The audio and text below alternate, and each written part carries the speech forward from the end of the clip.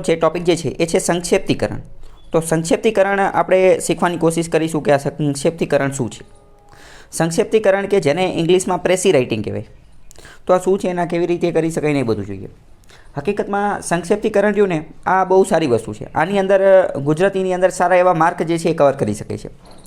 ગુજરાતીનું paper 150 માર્કનું હોય છે, એમાં અલગ અલગ ટોપિક પૂછાતા હોય. તો મેં તમને કીધેલું છે કે અમુક એવી બાબતો છે કે જેમાં એટલા બધા માર્ક આપણે કવર કરી ન શકીએ, જ્યારે અમુક એવી બાબતો છે કે જેમાં સરળતાથી ખૂબ ઓછી મહેનતે આપણે સારા એવા માર્ક કવર કરી શકીએ, પરંતુ જો એને વ્યવસ્થિત સમજી લઈએ તો કે સંક્ષેપ્તીકરણની અંદર મુખ્યત્વે કેવું હોય તો કે વન થર્ડ ભાગની અંદર, એટલે કે 1/3 શબ્દોની અંદર આપણે એનો સારાંશ જણાવવાનો હોય. તો આમાં કેવું હોય કે ટોટલ જેટલા શબ્દ આપેલા હોય પ્રેસી રાઇટિંગની અંદર અથવા આખા પેરેગ્રાફ ફકરામાં ટોટલ જેટલા શબ્દ આપેલા હોય એ બધાને 3 વડે ભાગવાના અને જે જવાબ આવે ને એટલા શબ્દમાં લખવાનું. માની લો કે 90 શબ્દ આપેલા છે તો 90ના 1/3 કેટલા થાય તો કે 30 તરી 90.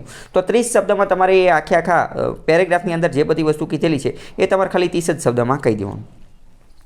સંક્ષેપ્તીકરણ એ બહુ મોટી વસ્તુ છે. હકીકતમાં જ્યારે આપણે નાના હતા અને પ્રાથમિક શાળામાં, માધ્યમિક શાળામાં આ બધી ગુજરાતીનું ઇંગ્લિશનું પેપર આવતું હતું, તો એમાંયથી આ પ્રેસી રાઇટિંગ અને સંક્ષેપ્તીકરણ જે છે પૂછાતું હતું 10મા 12મામાં ની બધામાં, પણ બોર્ડની પરીક્ષામાં ની બધામાં. પણ એમાં તો જનરલી બધા વિદ્યાર્થીઓ શું કરતા હોય કે ઉપરથી 2-3 લીટી કાઢી નાખે, નીચેથી 2-3 લીટી કાઢી નાખે, છેલ્લેથી કાઢી નાખે, આવું બધું કરી અને લખી નાખતા હોય, એટલે પ્રેસી રાઇટિંગ થઈ જાય, સંક્ષેપ્તીકરણ થઈ જાય. પણ આમાં એવું ન ચાલે. હકીકતમાં ચાલે તો ખરા પણ માર્ક ન મળે. તો આપણે સંક્ષેપ્તીકરણનો એપ્રોચ કઈ રીતે રાખવાનો? તો સંક્ષેપ્તીકરણ તમે એકવાર ખાલી આનું ફોર્મેટ સમજી લેશો ને એટલે તમને કંઈ વાંધો નહીં આવે. હવે પહેલાં હું તમને મારી રીતે કહી દઉં કે આમાં તમારે કરવાનું શું. ટૂંકમાં આને એવું કહી શકાય આપણી દેશી ભાષામાં અથવા ડિજિટલ ભાષામાં કે આ આખી વસ્તુ જે છે ને એ ઝૂમ કરેલી હોય.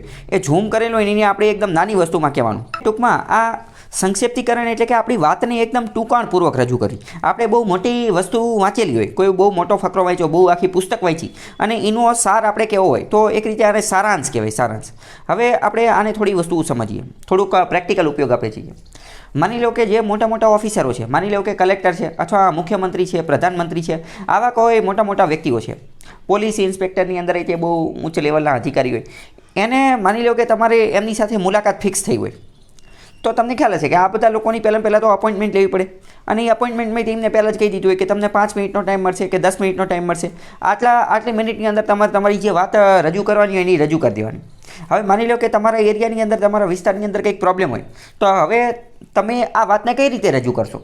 તો તમે એવી રીતે રજૂ કરશો કે એકદમ સારાંશ, એકદમ ટૂંકાણમાં. પછી તમે અહીંયા કંઈ આખી સ્ટોરી નહીં કરો કે મારું નામ આ છે ને હું અહીંથી આવું છું ને અમે આટલા વર્ષથી આ સોસાયટીમાં રહીએ છીએ ને આટલા વર્ષથી વરસાદ આવ્યો હતો ને વરસાદના લીધે પાણી ભરાઈ ગયું ને એના કારણે ગંદકી થઈને મચ્છર થયા ને રોગ થયો ને કોરોના થઈ ગયો ને પછી એમનું મૃત્યુ થઈ ગયું. તો આ બધી આવી સ્ટોરી, વાર્તા એવું અહીંયા ચાલુ કરાશે નહીં. આપણે એકદમ ટૂંકમાં બધી વસ્તુ જે છે એ પતાવવી પડશે. તો આ એક પ્રકારની કલા છે. તો ઓફિસરની અંદર આ પ્રકારની કલા હોય એની માટે એને આ સંક્ષેપ્તીકરણ એટલે કે સારાંશ જે છે આપવામાં આવતો હોય કે જેના કારણે એ પોતાનો ઉપરી અધિકારી, સિનિયર ઓફિસર જે છે એને કોઈ પણ વસ્તુ ટૂંકમાં સારાંશની અંદર આ બધી વસ્તુ જે છે એ આપી શકે. આની પહેલાં આપણે વાત થયેલી હતી કે જ્યુડિશરી, ન્યાયતંત્ર દ્વારા જે ચુકાદા આપવામાં આવતા હોય તો ચુકાદા તો લગભગ 4-5 હજાર પેજના હોય, પરંતુ એનું જે સારાંશ જે છે એનું પ્રેસી એ તો 10-15 પાનાનું જ હોય. એ 10-15 પાનાની અંદર એ સમજાવેલું હોય કે આખો મુદ્દો શું છે, બરાબર. તો આપણે એ સારાંશ સમજવાનું છે. તો આની માટે આપણે કરવાનું શું? હવે હું તમને ડાયરેક્ટ 5-10 વસ્તુ કહીશ. ખાલી 5-10 વસ્તુ હું કહું ને એ તમે ધ્યાન રાખશો ને એટલે તમે આ સરળતાથી કરી શકશો.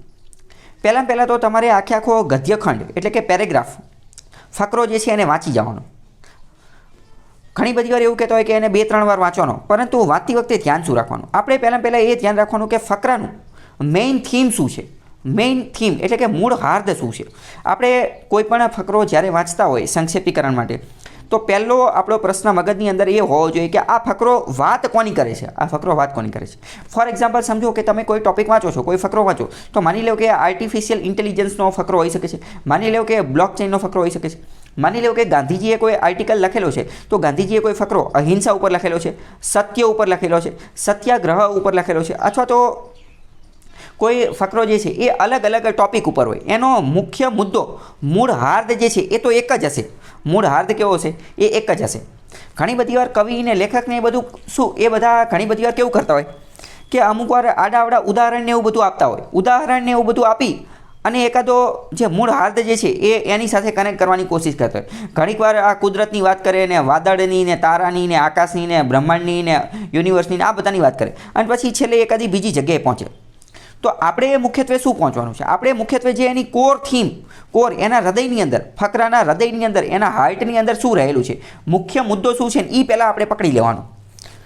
અહીંયા હું તમને એક વસ્તુ ચેતવીશ કે ઘણી બધી વાર તમે ફકરો વાંચતા હશો ને તો ફકરો વાંચતી સમયે તમને એવું લાગશે 2-3 અલગ અલગ ફાંટા પડે છે કે એક વિચાર એક અલગ બાજુ પ્રકૃતિ બાજુ જતો હશે, બીજો એકાદો ફિલોસોફી બાજુ જતો હશે, ત્રીજો એકાદો કંઈક અલગ જ બાજુ જતો હશે, ચોથો પાંચમો અલગ. પરંતુ આ બધાની અંદર તમારે પણ ફંટાઈ જવાનું નથી, તમારે પણ એ અલગ અલગ રસ્તા ઉપર જતું રહેવાનું નથી. તમારે 1, 2 અથવા 3 વાર, જેટલી વાર વાંચવું એટલી વાર વાંચી અને એકવાર ધ્યાનપૂર્વક રીતે શું કરવાનું તો કે ધ્યાનપૂર્વક તમારે જોવાનું કે કોર થીમ, આનું મુખ્ય હૃદય કયું છે, મેઇન વસ્તુ કઈ છે. તો પહેલી વસ્તુ તમે સમજ્યા કે ન સમજ્યા કે ફકરો વાંચતી વખતે શું આઈડેન્ટિફાઈ કરવાનું કે એનું કોર થીમ, એનો મુખ્ય હાર્દ, એનું હૃદય કયું છે. પહેલી વસ્તુ આ. બીજી વસ્તુ, બસ એકવાર તમે કોર થીમ સમજી જશો ને એટલે તમારે કંઈ વાંધો આવશે નહીં. આપણે સિલેબસની અંદર જોઈએ તો સિલેબસની અંદર ધ્યાનપૂર્વક જોઈએ તો સંક્ષેપ્તીકરણ 3જા નંબરનો ટોપિક છે. 3જા નંબરમાં શું આપેલું છે? સંક્ષેપ્તીકરણ. આપેલા ગદ્યખંડનો આશરે 1/3 ભાગમાં, 1/3 ભાગમાં તમારા શબ્દોમાં સંક્ષેપ્ત કરો. આવી રીતે આપેલું હશે. આમાં આ આખી વસ્તુ લખેલી ને આમાં જો કોઈ સૌથી મહત્ત્વનો કીવર્ડ હોય ને તો એ કયો છે? સૌથી મહત્ત્વનો કીવર્ડ એ છે તમારા શબ્દોમાં. શું કીધેલું છે કે આશરે 1/3 ભાગમાં તમારા શબ્દોમાં સંક્ષેપ્તીકરણ કરો. તો આપણે જે મુખ્ય જે ધ્યાન રાખવાનું છે એ શું ધ્યાન રાખવાનું છે કે આપણે ફકરાના શબ્દ જે છે ને એને કોપી નથી કરવાનું.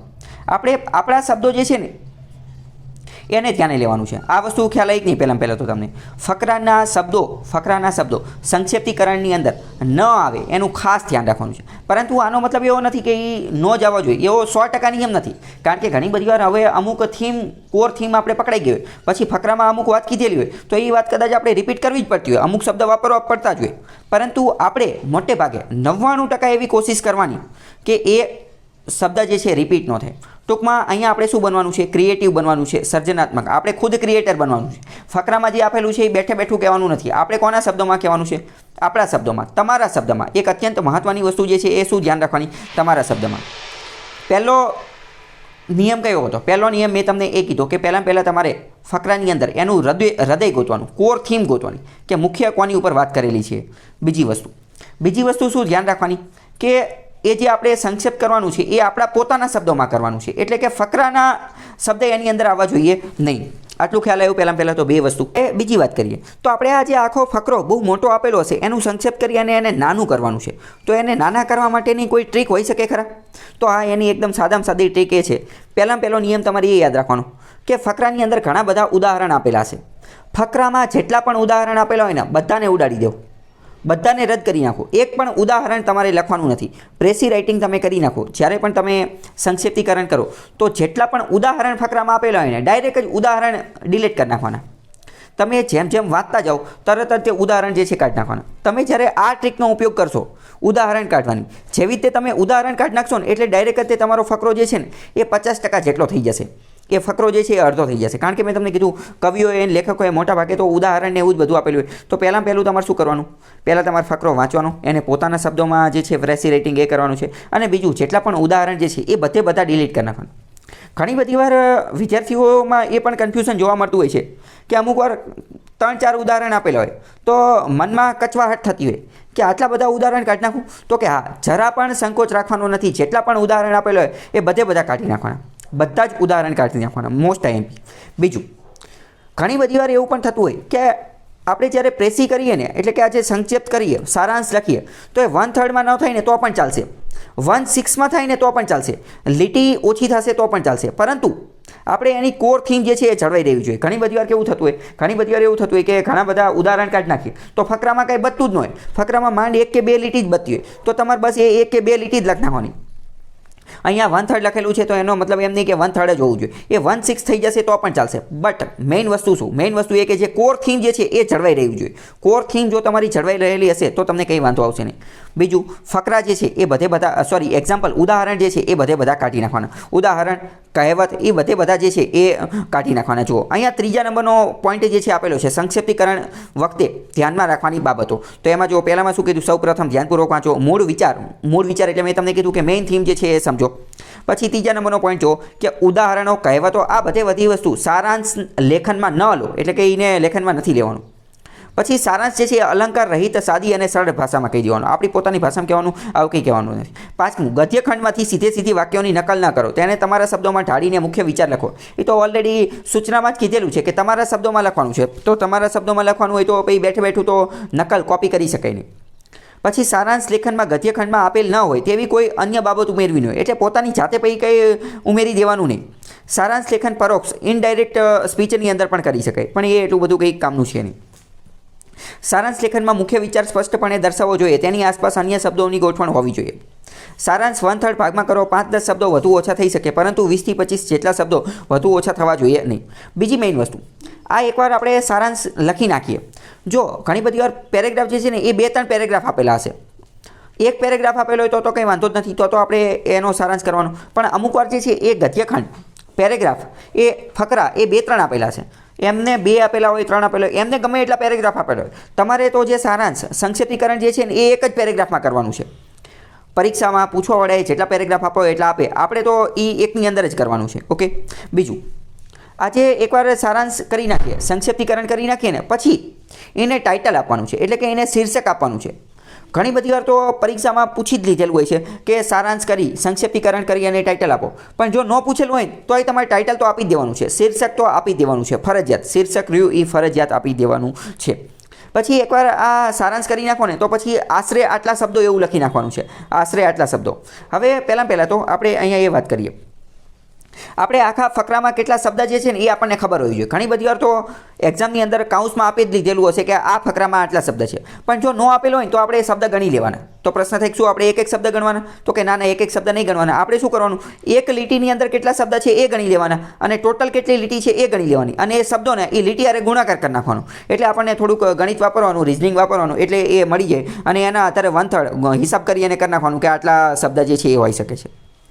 બીજું, આ ફકરાને આપણે જે છે એ ટૂંકો કરવા માટે શું કરીશું, બીજો ફકરાને ટૂંકો કરવા માટે શબ્દ સમૂહ માટે એક શબ્દનો ઉપયોગ કરીશું. શબ્દ સમૂહ માટે, કારણ કે એમને તો બહુ મોટી વસ્તુ, બહુ મોટી લાઈન આપેલી છે, તો એ આખી લાઈન માટે આપણે એક જ શબ્દ જે છે એને ધ્યાને લઈશું. ખ્યાલ આવ્યો કે નહીં?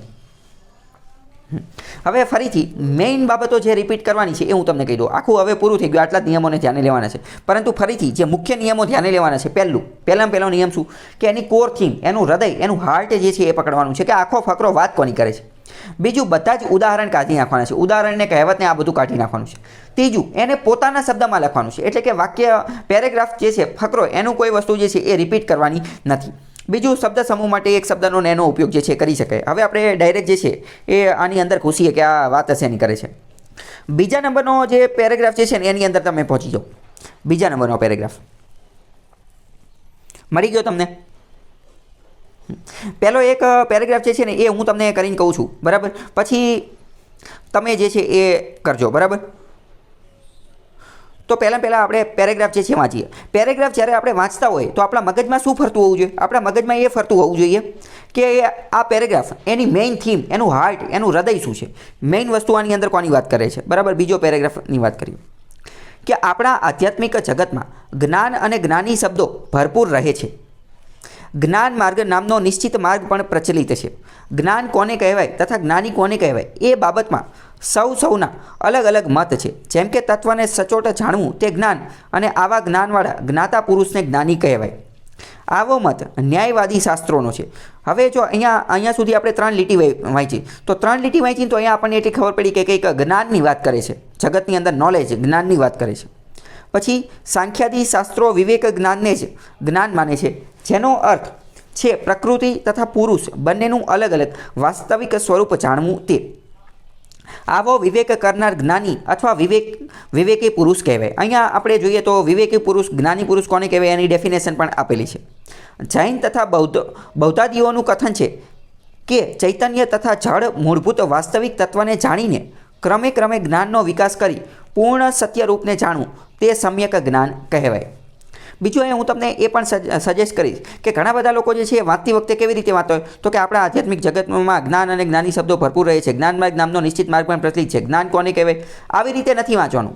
આમાં જે વચ્ચે વચ્ચે જે વસ્તુ આપેલી છે ફૂલ સ્ટોપ એટલે કે પૂર્ણ વિરામ, અલ્પ વિરામ, જે આરોહ અને અવરોહ સમજો, આરોહ અને અવરોહ, જે શબ્દ ઉપર વધારે ભાર મૂકવાનો હોય તો એવી રીતે તમારે વાંચવાનું છે. એવી રીતે તમે વાંચશો તો તમે થીમ જે છે કોર થીમ એ સરળતાથી પકડી શકશો. તો ફટાફટ વાંચવાનું નથી, એને જેવી રીતે ગુજરાતી વંચાતું હોય આ જે બધા પોઈન્ટ આપેલા છે, પોઈન્ટ એટલે કે પૂર્ણ વિરામ ને અલ્પ વિરામ, તો એ બધાને પણ ધ્યાને લેવાના છે, એવી રીતે વાંચવાનું છે. બીજો ફકરો શું કહે છે, જો અહીંયા આખું વસ્તુ 2 ફકરામાં આપેલ છે, પરંતુ આપણે તો એનું સંક્ષિપ્તીકરણ, એનો સારાંશ એક જ ફકરામાં કહેવાનું છે. પેપરમાં ભલે ગમે એટલા ફકરામાં આપેલું હોય, આપણે એક જ ફકરામાં કહેવાનું છે. હવે આગળ વાત કરીએ તો વેદાંતીઓનું કથન છે કે એકમાત્ર બ્રહ્મ જ સત્ય છે, બાકી બધું મિથ્યા છે, પ્રપંચ છે તથા હું પોતે જ બ્રહ્મ છું, મારા સિવાય બીજા કોઈની સત્તા નથી તેવું દ્રઢ અપરોક્ષ જ્ઞાન તે જ જ્ઞાન છે. વૈજ્ઞાનિકોનું કથન છે કે પ્રયોગશાળા દ્વારા સાબિત થયેલા સચોટ નિર્ણયો જ જ્ઞાન છે. પ્રયોગશાળામાં જે સિદ્ધ ના થઈ શક્યું હોય તે માન્યતાઓ માત્ર છે, તેને સંભાવનાઓ કહી શકાય, જ્ઞાન નહીં. નાસ્તિકોનું કથન છે કે જે ઇન્દ્રિયો વગેરે દ્વારા સાબિત થઈ જાય તે જ જ્ઞાન છે, બાકીનું બધું અજ્ઞાન છે. પૃષ્ઠ 168 ગીતા અને જ્ઞાનમાંથી, પુસ્તક ગીતા અને આપણા પ્રશ્નો, સ્વામી સચ્ચિદાનંદ. તો હવે આપણે આખો પેરેગ્રાફ જે છે એ રીડ કરી નાખો. તમે શું મને ખાલી એટલું કહેશો કે આખું જે વાત જે છે, આખો પેરેગ્રાફ, એની કોર થીમ, એનું હૃદય, એનું મુખ્ય હાર્ટ શું છે, એનું મુખ્ય હાર્દ શું છે? આખો ફકરો જે છે એને આપણે ધ્યાનપૂર્વક વાંચીએ ને તો આપણે એવું કહી શકીએ કે જ્ઞાનની અલગ અલગ વ્યાખ્યા કરેલી છે. શું એવું કહી શકાય કે જ્ઞાન માર્ગ જે છે ને એ જો અહીંયા પહેલાં તો એવું કહી દીધેલું છે કે સૌના અલગ અલગ મત છે. જો બીજી અહીંયા હું તમને વાત કહું, જો તમારે ગમે આ કોર થીમ પકડવી હોય ને તો કોર થીમ ક્યાં આપેલી હશે? કાં તો શરૂઆતમાં જ દઈ દીધેલી હશે અને કાં તો અંતમાં આપેલી હશે, કાં તો શરૂઆતમાં જ આપેલી હશે, કાં તો અંતમાં આપેલી હશે. તો અહીંયા આપણે ધ્યાનપૂર્વક જોઈએ તો આની કોર થીમ એ છે કે જ્ઞાન જે છે ને એના અલગ અલગ રૂપ છે. અલગ અલગ લોકો જ્ઞાનને અલગ અલગ રીતે માને છે. જેમ કે ફરીથી ફકરો વાંચીએ, જેમ કે આધ્યાત્મિક જગતમાં જ્ઞાન અને જ્ઞાની શબ્દો ભરપૂર રહે છે, જ્ઞાન માર્ગનો એ માર્ગ પણ પ્રચલિત છે, જ્ઞાની કોને કહેવાય એ બાબતે સૌના અલગ અલગ મત છે અને એ બધાના અલગ અલગ મત જે છે ને એ જ અહીંયા આપેલા છે. જેમ કે જો તત્વને સચોટ જાણવું તે જ્ઞાન અને જ્ઞાનવાળા જ્ઞાતા પુરુષને જ્ઞાની કહેવાય. ન્યાયાદી શાસ્ત્રો શું કહે છે એ આપ્યું, પછી સંખ્યાદી શાસ્ત્રો શું કહે છે એ આપ્યું, પછી વિવેકી અથવા વિવેકી પુરુષ કહેવાય, એ પ્રાકૃતિક પુરુષ કહેવાય, એ શું કહે છે એ આપ્યું. જૈન તથા બૌદ્ધ લોકો શું કહે છે એ આપ્યું. વેદાંતી લોકો જ્ઞાન વિશે શું માને છે એ આપ્યું. પછી અહીંયા વૈજ્ઞાનિકો જ્ઞાન વિશે શું કહે છે એ આપ્યું. તો ટૂંકમાં અલગ અલગ લોકો જ્ઞાનની વ્યાખ્યા શું કરે છે એ આની કોર થીમ છે. સાચી વાત કે ખોટી વાત? તો હવે આપણે જોઈએ કે આમને શું આપેલું છે. જો પહેલાં તો આ પેરેગ્રાફ એવો છે કે આની અંદર કોઈ ઉદાહરણ કે એવું કંઈ આપેલું નથી, તો આપણે કોઈ ઉદાહરણ કે એવું કંઈ ઉડાડી ન શકીએ. પરંતુ તોય તે ધ્યાનપૂર્વક જોઈએ તો આમાં અલગ અલગ ઉદાહરણ આપેલા છે. જેમ કે કયા? તો કે જ્ઞાન કોને કહેવાય, જેમ કે જો અહીંયા આપેલું છે શું, જૈન તથા બૌદ્ધાદીઓ ચૈતન્ય તથા જળના મૂળભૂત વાસ્તવિક જળને, તો એ બધાએ કોને માને છે ને એ આપેલું છે. તો આપણે એ લખવાની જરૂર નથી. પહેલાં આપણે આમાં એવું લખી શકીએ કે આ આધ્યાત્મિક જગતમાં અથવા તો આ વિશ્વમાં જ્ઞાન બાબતે અલગ અલગ લોકોના અલગ અલગ મંતવ્ય છે. હવે અને એની પછી જે છે આપણે લખી નાખવાનું કે કોના, તો કે ન્યાયાદી શાસ્ત્રોમાં તત્વજ્ઞાની, સંખ્યાદી શાસ્ત્રોમાં વિવેક બુદ્ધિ, જૈનમાં સમ્યક જ્ઞાન, વેદાંતિમાં બ્રહ્મ અને વૈજ્ઞાનિકો દ્વારા પ્રયોગ દ્વારા જે સાબિત થાય તેને જ જ્ઞાન માનવામાં આવે છે. બસ વાત પૂરી. ખ્યાલ આવ્યો આપણે આ કઈ રીતે કઈ ટ્રીકનો ઉપયોગ કર્યો એ? આપણે જેના દ્વારા જે જ્ઞાન માનવામાં આવતું હતું, બરાબર, તો એને પણ એક જ લીટીમાં કહી દીધું. એ બધાએ જે ઉદાહરણ આપ્યા, જે બધું ડિટેલમાં કીધું, એને આપણે કન્સિડર કરેલું નથી, એટલે કે એને આપણે ધ્યાને લીધેલું નથી. ખ્યાલ આવ્યો કે નહીં? ચલો હવે આપણે પહેલો પેરેગ્રાફ જે છે એ જોઈએ. તો મેઇન તો આ જે છે ને એ જ્યોતિન્દ્ર દવે વિશે લખાયેલું છે. જ્યોતિન્દ્ર દવે, અને લખેલું છે કોને? તો કે વિનોદ ભટ્ટે લખેલું છે. વિનોદ ભટ્ટે જ્યોતિન્દ્ર દવે વિશે. હવે અહીંયા આપણે આખું આનું મેઇન હાર્દ પકડીએ ને તો મેઇન હાર્દ એ છે કે જ્યોતિન્દ્ર દવે શું હતા, એમનું જીવન કેવું હતું, એ બધું આપેલું છે. એક રીતે એમની ઓબિચ્યુઅરી લખેલી છે. ઓબિચ્યુઅરી એટલે શ્રદ્ધાંજલિ, એને ગુજરાતીમાં કહીએ શ્રદ્ધાંજલિ, એ લખેલી છે. અને લાસ્ટમાં 2 વાક્ય જે છે ને એની અંદર જ આખો મેઇન ખેલ જે છે એ ખબર પડી જાય છે. શું કહે છે કે એ જન્મેલો એ હોસ્પિટલમાં ને અવસાન પણ હોસ્પિટલમાં જ પામ્યો. અલબત્ત બંને હોસ્પિટલો જુદી જુદી હતી ને બંને હોસ્પિટલોની વચ્ચે એણે જીવી નાખ્યું. એટલે કે જીવન જે છે એ ખૂબ ટૂંકું હતું અને આ ખૂબ ટૂંકા જીવનની અંદર જે છે એ ઘણું બધું કરી નાખ્યું. હાસ્ય કલાકાર હતો ને એ બધી વસ્તુ. હવે બીજું ફરીથી આપણે આ 2 પેરેગ્રાફ છે, પરંતુ આપણે તો એક જ પેરેગ્રાફનું લખવાનું છે. હવે જો પહેલા પેરેગ્રાફની અંદર આપણે જોઈએ તો પોતે ભાગ્યે જ કશું બોલતા. હા, તો એવું આપણે લખી શકીએ કે જ્યોતિન્દ્રભાઈ જે છે, જ્યોતિન્દ્ર દવે, એમને પોતાના વિશે બહુ ઝાઝી માહિતી આપી નથી. બસ વાત પૂરી. પોતાના વિશે બહુ ઝાઝી માહિતી આપી નથી. પછી આ દોહિત્રે એમને પૂછતો અને બોલાવતા એવું બધું કંઈ લખવાની જરૂર નથી કે અહીંયા શું કોમેડી કરી હતી ને એવું બધું, એવું કંઈ લખવાની જરૂર નથી. પછી જો એમના અવસાનના 4 એક દિવસ અગાઉ તારક મહેતા તેમની પાસે ગયા હતા અને પોતાની ઓબિચ્યુઅરી લખવા જણાવ્યું હતું, જેના થોડાક પાના આ રીતે લખ્યા હતા. તો આખાને તમે એવી રીતે લખી શકો કે તારક મહેતાએ જ્યોતિન્દ્રની ઓબિચ્યુઅરીમાં આ બાબતો લખી હતી. કઈ કઈ બાબતો લખેલી હતી? તો હવે એ ડાયરેક્ટ આપણે એ બાબતો લખવાની. તો બાબતોમાં આ ગૃહસ્થે ચોરી કરી નથી, ધાડ પાડી નથી, તો એ બધું કંઈ એટલું બધું ખાસ એ લખવાની જરૂર નથી. એમાંથી મેઇન એનો હાર્દ જે છે એ લખવાનું છે. તો એમાંથી એનો મેઇન હાર્દ શું છે? તો એમાંથી એનો મેઇન હાર્દ તો એવું ખબર પડે છે કે એ એક રીતે કંઈક પરોપકારી હતા, ક્યારેય ખોટું બોલતા ન હતા. એટલે કે જે આપણે એથિક્સ છે ને કહીએ, એથિક્સ એટલે નીતિશાસ્ત્ર, નીતિઓનું અને એ બધાનું પાલન કરતા હતા. કોઈ ખોટા રસ્તે કે એવા કોઈ ચડેલા નહોતા. આ બધી વસ્તુ જે છે લખી શકો છો. એમને ઘણા બધા એવોર્ડ મળેલા હતા અને પ્રમુખ તરીકે સારું નેતૃત્વ અને એવું બધું આપેલું હતું. એવી બધી વસ્તુ લખી શકો. આ વક્તૃત્વ કળા છે. તો મેં તમને કીધું શું કીધેલું હતું કે આમાં તમારે એક ટેકનિક વાપરવાની, એક નિંજા ટેકનિક વાપરવાની. કઈ? તો કે સમાનાર્થી શબ્દ વાપરવાના. સમાનાર્થી શબ્દ. તો અહીંયા કીધેલું છે કે વક્તૃત્વ કળા ઉપર એ ખૂબ સારો કાબુ ધરાવે છે. તો અહીંયા તમે લખી શકો છો કે વાક ચાટુતામાં અથવા તો બોલવાની કળામાં જ્યોતિન્દ્રભાઈ જે છે એમનું ખૂબ સારું પ્રભુત્વ હતું. કાબુની બદલે આપણે શું પ્રભુત્વ શબ્દ જે છે વાપરો. પછી આવી બધી વસ્તુ જે છે લખવાની, બીજું કંઈ લખવાનું નથી. બીજું હવે આપણે ટાઇટલ પણ આપવું પડશે. તો આખું ટાઇટલ કોની ઉપર આપશું? તો જ્યોતિન્દ્ર દવે છે, તો જ્યોતિન્દ્ર દવે રિલેટેડ જ આપણે ટાઇટલ આપીશું કે જ્યોતિન્દ્ર દવે એક હાસ્ય કલાકાર, અથવા જ્યોતિન્દ્ર દવે હાસ્યનો પર્યાય અહીંયા આપેલું છે, બરાબર. હાસ્યનો પર્યાય જ્યોતિન્દ્ર દવે, તો એના રિલેટેડ કંઈક આપી શકો છો કે હાસ્યનું બીજું નામ જ્યોતિન્દ્ર દવે, બરાબર. આમાં શું આપેલું છે એ થોડું જોઈએ. આમાં આપેલું છે હાસ્ય સમ્રાટ જ્યોતિન્દ્ર દવે. ખ્યાલ આવ્યો આપણે કઈ રીતે બધું ડિલીટ કરવાનું છે ને એ બધું? મેઇન એ જ વસ્તુ સમજવાની છે. જો શું કહે છે, સર્જન પાછળ કલાકારનો જો કોઈ હેતુ હોય તો તે હોવા સંભવ છે કે સામા માણસ સમસંવેદન માંગે છે. કલાકારની કોઈ એસણા હોય તો તે એટલી જ કે કોઈ મને સમજે. પોતાના મનની વાત એ સંક્રાંતને કરવા પ્રવૃત્ત થાય છે, તે એ આશયથી કે પોતાને બીજાઓ સમજવા પ્રયત્ન કરે. અને આ માત્ર અંગત આશય નથી. કલાકારને, કવિને કલ્પના બળે જીવનના અનુભવો સહજમાં થાય છે અને એની પાછળનું સત્ય પણ એને સહજ પ્રતીત થાય છે. જીવનની આ સમજણ, અથવા તો આપણો બીજો સુંદર શબ્દ વાપરું તો સૂઝ, જેવી પોતાને છે એવી બીજાઓને પણ પ્રગટે એવી એની હૃદયની વાંછના હોય છે. ખરું કહીએ તો માત્ર કલાકારને જ સારું. માણસ માત્રને આ જાતની પોતાને કોઈ સમજે એવી એસણા હોય છે. જો અહીંયા મહત્ત્વની વસ્તુ હોય ગઈ. અત્યાર સુધી આપણે આખો જે આગળ ફરકડો વાંચ્યો એ બધાની અંદર આ મેઇન હાર્દ જે છે આપણને એક મેઇન વસ્તુ અહીંયા અંડરલાઇન કરવા જેવી કે શું?